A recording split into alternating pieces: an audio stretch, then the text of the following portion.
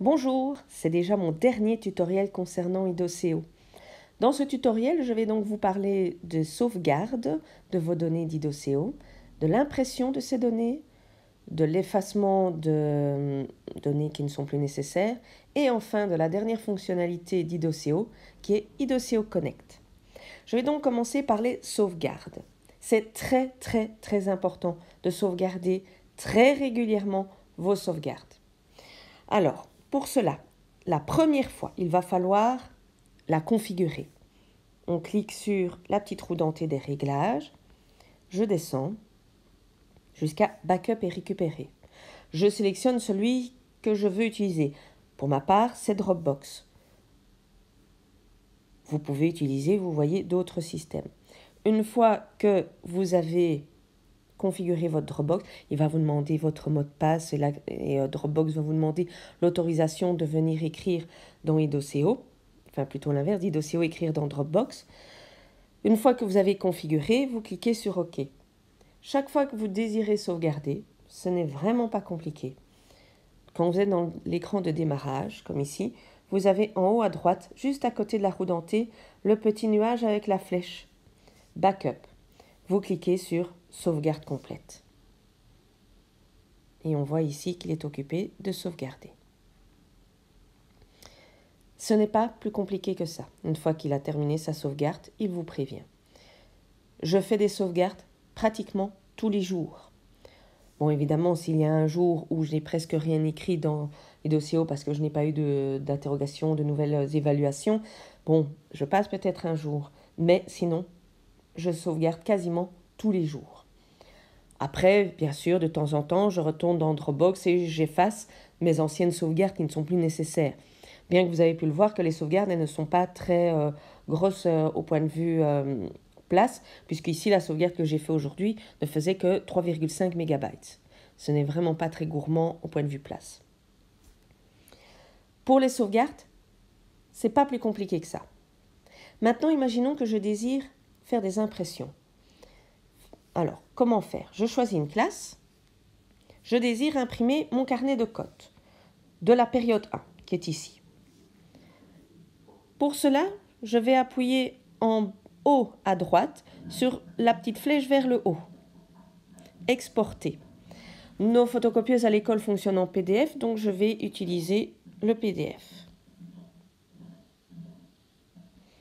Il me suffira. Alors, évidemment, on ne sait pas les envoyer directement en photocopieuse, mais vous les enregistrez dans ce que vous voulez, dans Dropbox ou autre part. Et après, il suffit d'aller le rechercher avec votre clé USB dans Dropbox via un ordinateur. Mais je vais vous montrer à quoi ça va ressembler en cliquant sur Aperçu. Voilà donc à quoi ressemblerait le cahier de notes qui aurait été imprimé. Bon, sur votre page, réellement, il y a quand même une marge tout autour. C'est jamais rempli à fond comme c'est présenté ici. Je dois faire la même chose pour chaque onglet si je désire imprimer chacun de ces onglets. Je peux également les imprimer d'une autre façon. Donc, au lieu que ce soit tout simplement le copier-coller de mon cahier de code, je peux faire des rapports. Je reclique sur la flèche vers le haut et je peux faire des rapports de l'étudiant ou des rapports de classe. Si je clique sur rapport de l'étudiant, je vais pouvoir sélectionner les champs personnels que je désire mettre. Je choisis ceux que je désire. Je choisis les colonnes que je souhaite envoyer. Je peux cliquer sur tous.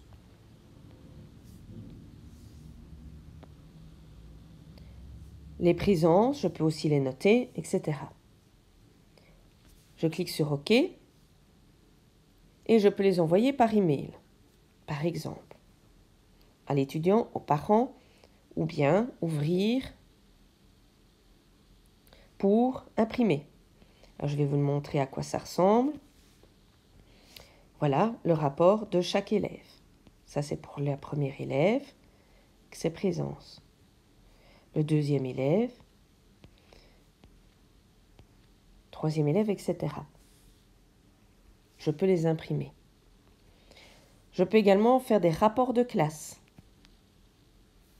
en mettant un nom, en choisissant à nouveau mes colonnes. les données personnelles, des options, etc. Je clique sur exporter. À nouveau, je peux imprimer, enregistrer, envoyer par mail. Je vais vous montrer l'aperçu. Voilà à quoi ça ressemblerait, avec en bas les significations de toutes mes icônes.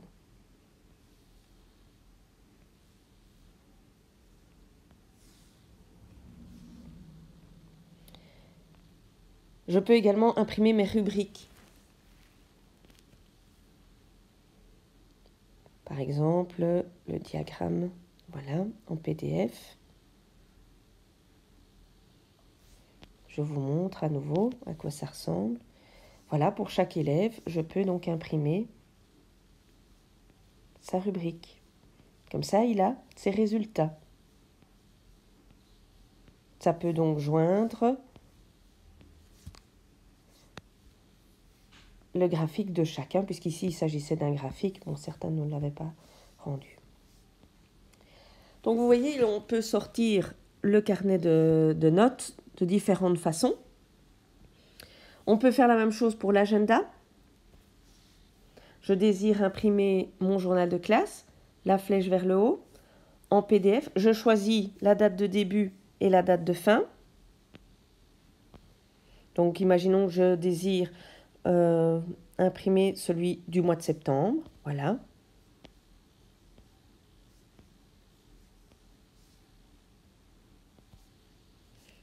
À nouveau, imprimer ou enregistrer où vous voulez. Et voilà à quoi ça ressemble si vous imprimez. Vous aurez une page de garde suivie de votre journal de classe.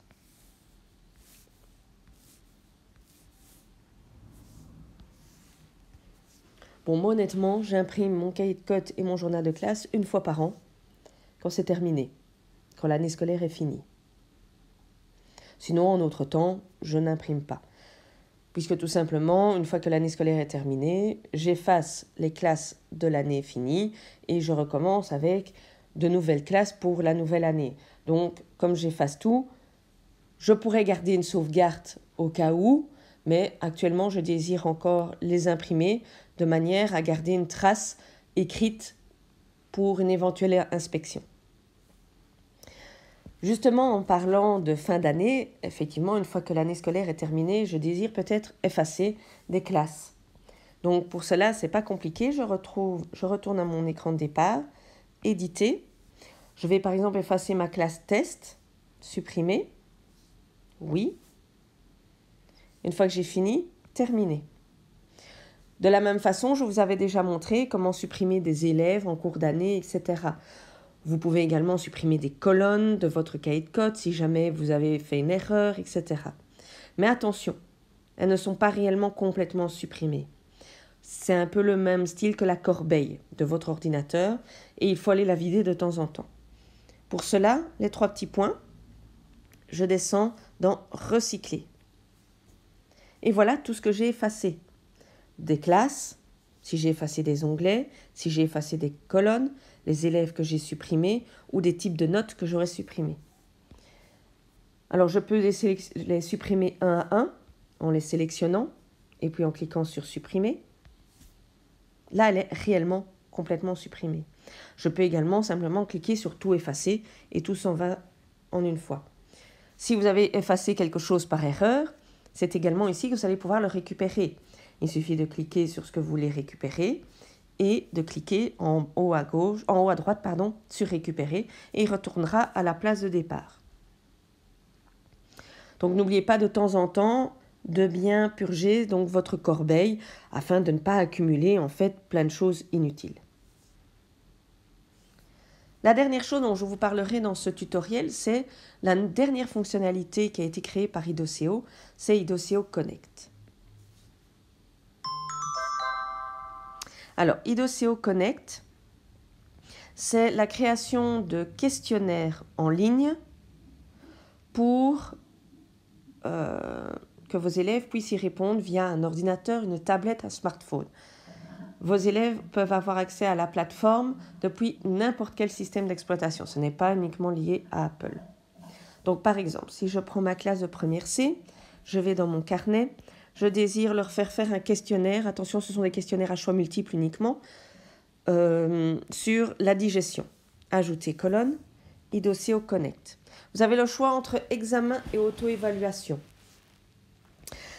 Alors, l'auto-évaluation, ça ne fonctionne uniquement qu'avec des rubriques.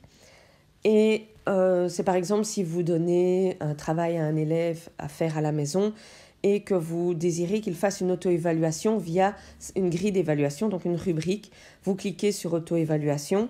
Dans ce cas-là, vous choisissez la rubrique que vous désirez et les élèves vont pouvoir aller via le site internet que je vais vous montrer maintenant, remplir leur auto-évaluation et cette auto-évaluation apparaîtra dans votre IDOCEO. Moi, j'utilise plutôt examen. Alors examen, ce sont tous les questionnaires à choix multiples que j'ai créés. Il faudra les créer vous-même. Donc par exemple, sur la digestion humaine, voilà. Je choisis la date limite dans laquelle ils peuvent faire le travail, par exemple. Et surtout, je l'ai sur code classe plus alias. Et je clique sur créer un examen.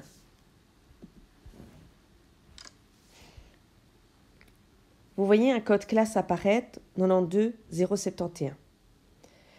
Les élèves vont devoir en fait se rendre sur le site internet qui est noté au-dessus, https://connect.idoceo.net.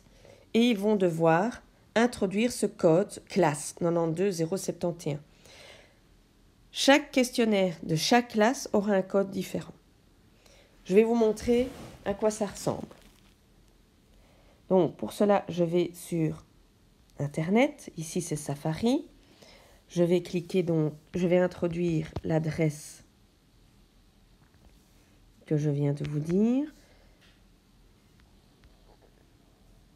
Donc IDOCEO, non c'est Connect, pardon. Connect, point, évidemment chez moi elle est déjà préintroduite, .net, ok. Et j'arrive sur ceci. Il me reste à noter dans code PIN de la classe, donc là je suis à la place d'un élève. 92071, Enter, et j'arrive sur le questionnaire que j'ai créé. Vous voyez que c'est un questionnaire ici en 6 questions, mais vous pouvez en mettre autant que vous voulez. Je choisis les réponses que je souhaite. Je clique sur Suivant.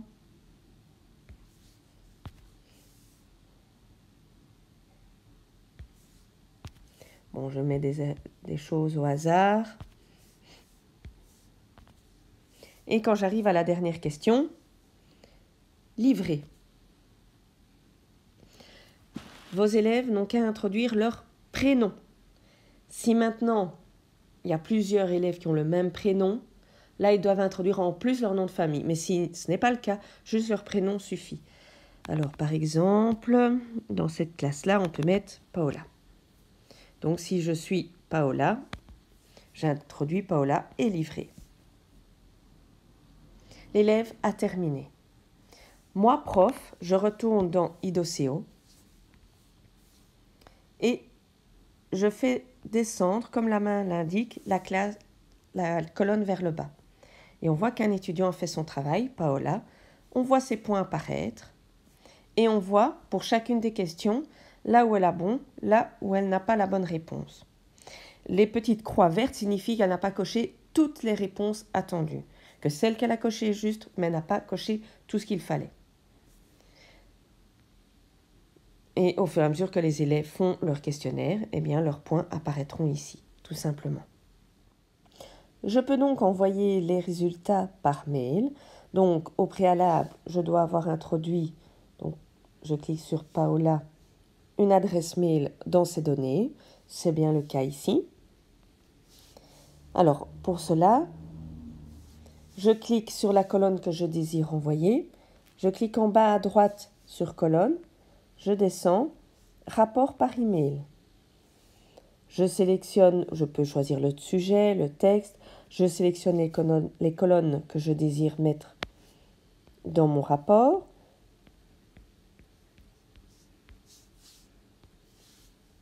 Et je sélectionne à qui je veux l'envoyer, aux étudiants, aux parents ou aux deux. Envoyer. Voilà donc ce qu'ils vont recevoir. Leurs résultats, chaque question, leur réponse et si elle était juste ou pas.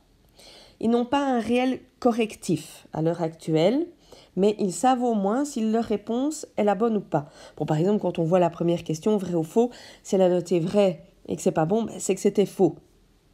Donc, il y a parfois moyen de se corriger relativement facilement. Bon, ici, je vais bien sûr faire annuler, pas l'envoyer. Mais de cette façon, vous pouvez envoyer donc les résultats de ces questionnaires-là par mail. Ce ne sont pas des questionnaires que je fais très souvent. On peut les faire juste en préparation d'une grosse interrogation de synthèse. Comme ça, pendant leur travail, pendant leur étude, imaginons que l'on leur laisse une semaine pour se préparer à une interrogation de synthèse. Eh bien, pendant la semaine, ils font en fait le questionnaire quand eux sont prêts, à condition qu'ils ne dépassent pas la date limite, bien sûr, que vous avez fixée. Mais au moins, ça leur permet de se préparer au mieux pour votre interrogation de synthèse. Vous pouvez décider évidemment si les cotes obtenues par ces questionnaires comptent dans la moyenne ou pas. Ça, c'est vraiment à vous de voir. C'est une fonctionnalité que je trouve intéressante pour se rendre compte un petit peu où en sont les étudiants dans leur étude avant l'interrogation. Et si on leur envoie leur rapport par mail avant l'interrogation de synthèse pour laquelle ils devaient se préparer, ça leur permet aussi de se positionner un petit peu. Voilà, je pense avoir tout dit concernant Idoceo Connect. À vous d'un petit peu découvrir par vous-même. Ah oui, comment créer un questionnaire pour Idoceo Connect, justement. Donc, plus Idoceo Connect, examen. Et là, vous avez créé un nouvel examen. Et vous avez donc cette fenêtre-ci qui apparaît, où vous pouvez donner un titre, une description, une petite image si vous voulez. Puis, vous pouvez mettre les questions. Oui, évidemment, il va me demander un titre. Voilà. Les questions. Ajouter une question. Je note ma question au-dessus. Je peux ajouter une image pour la question. Et après, en dessous, j'indique les réponses. Donc, par exemple, si je suis dans la nutrition, vrai ou faux, par exemple.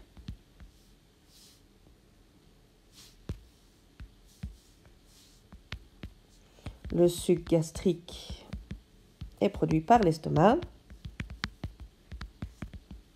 Bon, ici, pas besoin de rajouter une image. Dans mes réponses, j'aurai vrai ou faux. Et je n'oublie pas d'indiquer dans la pastille grise la bonne réponse. C'est vrai. Je peux également faire des choix multiples avec plusieurs réponses possibles. Dans ce cas-là, je coche en fait les différentes réponses qui sont justes. Attention, pour l'élève avoir les points à la question, ils devront avoir coché toutes les bonnes réponses. Alors justement, en bas, je vais pouvoir dire sur combien de points je mets cette question. Une fois que c'est fait, je clique sur « Fait ». Et je peux ajouter d'autres questions. Vous voyez le total de l'interrogation qui apparaît également en dessous. Je peux également introduire quelques options, décider sur combien sera le score final. Je peux décider que chaque élève va recevoir l'ordre des questions différemment ou l'ordre des réponses également, de manière aléatoire. Donc voilà, c'est un peu à vous de choisir et de créer vos propres questionnaires à choix multiples. Dans les questions, vous pouvez aussi, au lieu d'indiquer des mots, vous voyez les réponses, vous pouvez aussi les mettre sous forme d'images. Voilà. De cette manière-là, vous pouvez créer autant de questionnaires que vous voulez. Ils apparaissent ici. S'il y en a un que l'on veut supprimer, on appuie sur « Éditer » et la corbeille. Ou si on veut le modifier. Et quand j'ai fini, je clique sur « OK ». Voilà, c'est à peu près tout pour les tutoriels d'Idoceo. Si vous avez la moindre question, bien sûr, je suis toujours disponible. Vous pouvez m'en parler, me mettre un petit mot dans mon casier. Enfin, comme vous voulez. N'hésitez surtout pas à me poser des questions. J'essaierai peut-être par la suite, si je remarque que certaines questions reviennent assez souvent, de peut-être faire d'autres tutoriels. Mais je pense avoir déjà expliqué pas mal de choses dans ces 9 tutoriels. À très bientôt. Au revoir.